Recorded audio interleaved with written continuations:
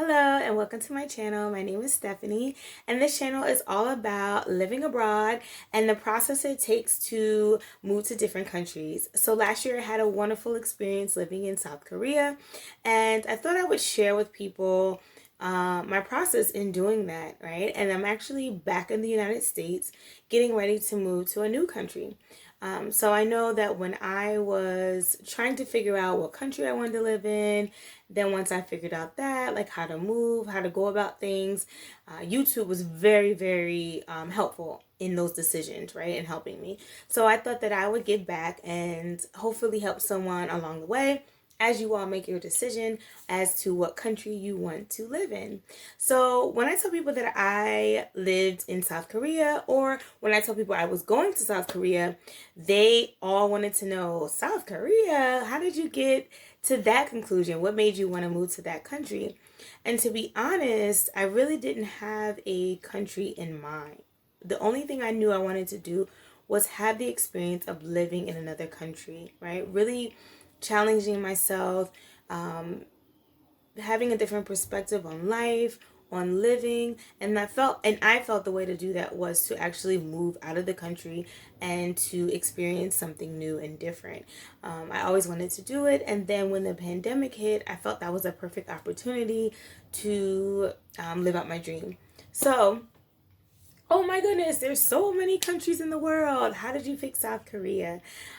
So what I did was, the very first thing that I did was kind of just think about, did I have any connections to another country? Was there anything that was pulling me culturally, or questions I may have always had about a country?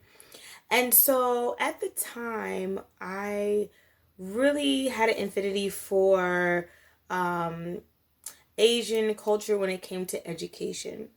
Being a teacher, often in professional developments, there was a lot of comparison with American and Asian education.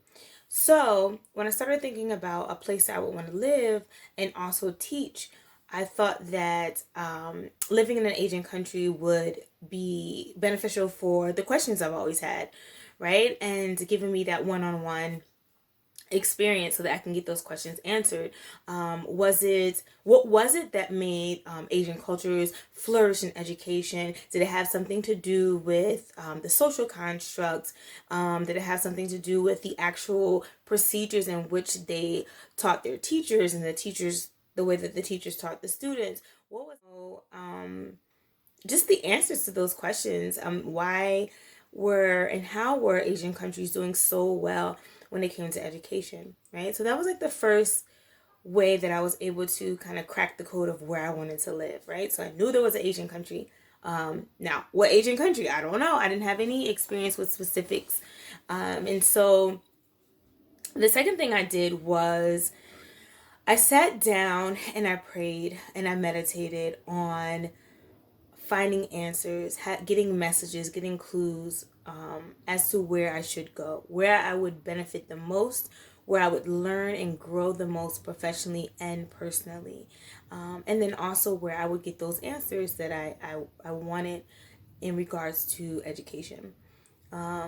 So that was a big step for me, was really sitting down and praying and asking God to give me those answers that I needed, make the messages clear, give me the patience to actually listen, right? And not do what it is that I wanted to do, but to kind of follow those messages and make sure that I was on the right path. So prayer was was a very big part of how I came to going to South Korea. I often say that South Korea chose me, and I did not choose South Korea. So that is something that I suggest that people do, whether you pray, meditate. If you do both, that's great. But don't go into it trying to do everything on your own, right? I always feel that there are little nudges that we get from the universe, from God, that's telling you to go left, go right. And so I always ask for guidance to listen to those, right? And not second guess myself. So prayer was very beneficial in my search for a country. The next thing I did was I started writing down things that I wanted in a country. And I did the major things first. The first thing on my list was safety, right? I was going to be going to a different country by myself as an African American woman, and that was a big concern for me. I wanted to make sure that I was safe. So that was my first thing on my list. And then another thing that I had on my list was I wanted to be in a place where the economy was stable, right? So there were some responsibilities I still had in America, and I wanted to make sure that I was still able to handle those responsibilities financially and also be able to save and have less stress in whatever country I was in. So making sure that the pay was good and also that the economy that I was going to be living in was a stable one, right? So that was also very important to me as well. The other thing that was important to me was being comfortable. Now, I know that everyone has different experiences with living abroad, and some people are able to handle things more than others. And I had to be real with myself, right? I had to really sit down with myself and say, like, what it was that I was going to be able to handle and not handle. And yes, I did spend many years as a Girl Scout. However, I did not want that experience when I was living abroad. I wanted the most comfortability that I possibly could have. And I knew that the culture would be different, but things as far as like convenience, technology, was it easy or hard to transfer money to America? All those things I had to put into account, right? Because I wanted to make sure that when I was dealing with another country, that was kind of the only thing that was a little bit uncomfortable, and everything else was just pretty much similar to America. And I was okay with that. Like, I didn't feel the pressure to have this uh experience where I needed to live in a rural countryside, and they do have those in South Korea, and that was an option. However, I wanted to be in a city, and I also wanted to be somewhere where there was an opportunity if I needed to really have people who spoke English, for that to be available. So where I was in Suwon in South Korea, it was a big city, and many people would speak in English if you needed it, right? So that was important to me, and I said for my first experience, I needed to be very comfortable. That I did was I actually went to a workshop, and this workshop was about top 10 places that Americans went to teach English. And it was all about their experience, and also gave some statistics about finances, way of life, culture. So it gave a lot of information of those top 10 countries. And one of the top 10 countries was South Korea. And another country was also Thailand. South Korea was actually on the top of the list because of how much they paid. And they also paid for your living expenses as far as like your apartment while you were there. Thailand was at the top of the list because of just the way that they treated people, how warm they were. It also was on top of the list because of the weather. So joining that workshop was actually the best decision ever. And so I would suggest you reaching out to any organization that has to do with teaching as a foreign language. I know there's Teach Abroad. I also was a part of the International TEFL Academy that's the workshop that I went to, and it was excellent.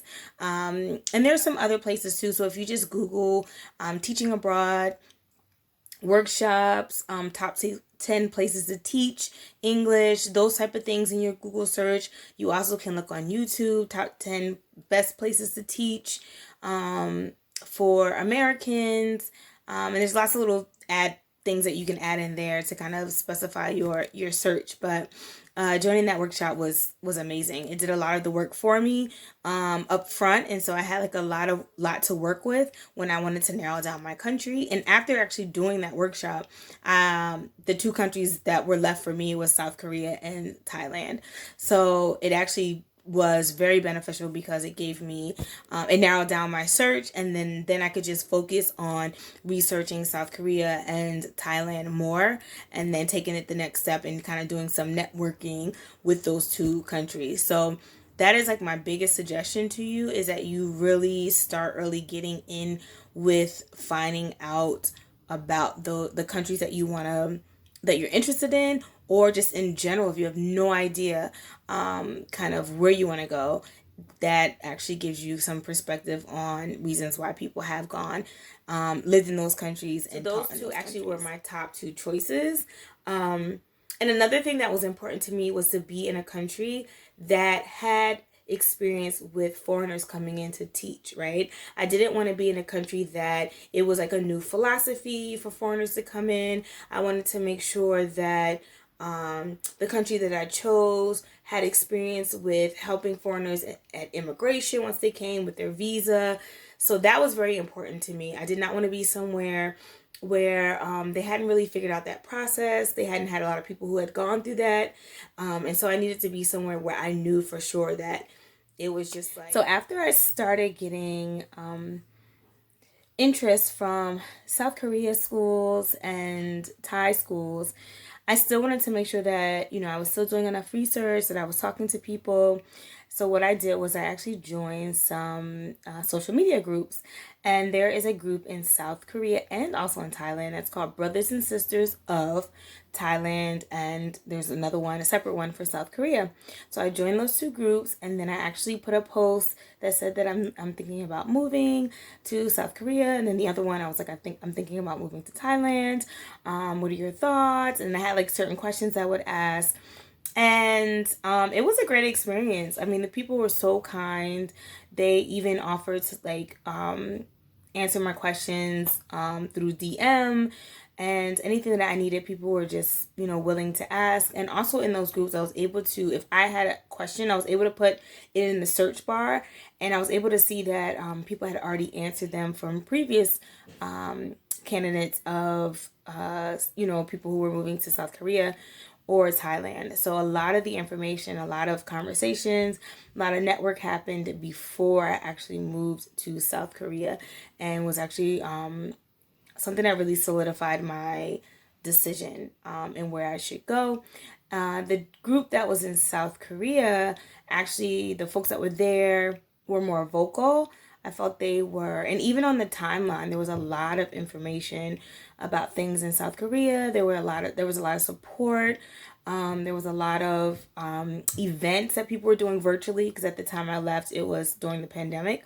So that really hadn't stopped, like people really wanting to network. A lot of people were doing things virtually. Versus Thailand, the people in that group weren't as vocal. And I just felt more support in South Korea. So that actually helped me like really just say this was the best decision, and give me a lot of context to some of the research I had done and other conversations that I had seen through the workshop that I did through TEFL. So it was a great process. Of course, you can do things the way that you want to do with your process, but this really helped me take it step by step. And like I said, adding that first, that prayer and that meditation, guiding me through, helping me to listen, helping me to process things, helping me to just kind of just guide through it, right? And I also, one of the things I wanted to do too, I wanted to enjoy it. Like, don't stress the process, have fun with it, get excited. And that's one of the goals that I had. I was like, I want to be excited about this. I don't want to move and be stressed. So when I was applying to jobs, I just applied, and then I just sent it up to God, and I let it go. And when I finally made that decision, it was a great one. I hope that this video really helps you in your process, and it helps you make the best decision for you. Like I said earlier, it doesn't matter what other people have experienced. This must be an experience for you. And so, yeah, I hope you enjoyed it. I'm actually going to be doing another video about when I actually got to South Korea, and did I make the best decision? Did I do enough research? Was there something that I regretted? So I'm going to actually continue to give you some tidbits on what worked for me and actually what did not work, because it was not a perfect process. And that's another thing, that the process isn't going to be perfect because you're learning, right? And it's all new. It's all a process. But you can take these helpful hints that makes it easier, makes it more fun. But the one big thing is to pray and relax and then release.